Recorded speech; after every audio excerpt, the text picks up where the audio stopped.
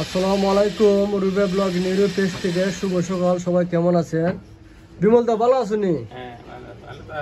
হ্যাঁ, আমারও চিনছিনি বিমল দা। তুমি এই বিমল দার দোকান একসময় সানা মুড়ে খাইতাম। বিমল দার দোকানটা তো আগে সিনেমার সামনে ছিল না, তো এখনই কেন থেকে আইলা কেন দাদা?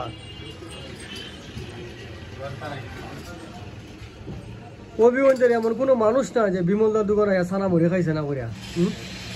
মানে যারা যারা আজকে বালা পজিশনে আছে, যে খারাপ পজিশনে আছে, তোমার সোয়া কিন্তু ঠিকই তোমার দোকানে চা খাইছে এবং সানামুড়িটা আমার মনে আছে, বুড়ের সানামুড়ি। বিমলদার দোকানে একটা মাছ ছিল সিনেমালের মাঝে, যে বিমলদার দোকান। দাদা তোমার অনেক মিস করি, বুঝছো নি? আমার শরীরটা ভালো নেই দাদা, কোনো রকম হয়তো চলতে পারে দাদা, এখন তো কিছু করার নাই। ঠিক আছে, হ্যাঁ করে খাই দিব। আমার কত হলো ডাইল ভাত ফেটটা পরে খাই লইছে, বেশি দোকান নাই তো, বেশি পেরাও নেওয়ার দোকান নাই। কোনো রকম ফেটটা পরে খালে চাইলে ভাত খেয়ে লইব।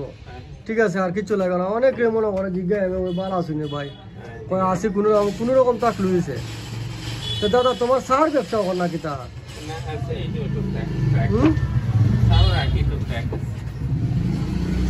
সারা মুড়ি এখন বেছো না? হ্যাঁ বেছো না? আমরা যে আমেরিকাতে নিয়াত এও কিন্তু তোমার কথা অনেক সময় জিঙ্গা হয়। দাদার দোকানে গল্প স্কুলে যখন পড়তো তখন কিন্তু তোমার দোকানে সারা মরে খাই দিত, বুঝছো নি?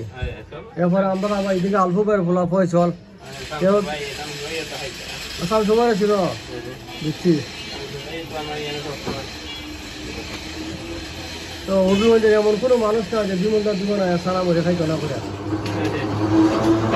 তোমার দেখে আমার খুব ভালো লাগলো দাদা, বুঝছো নি? দোয়া করি ভালো থাকো।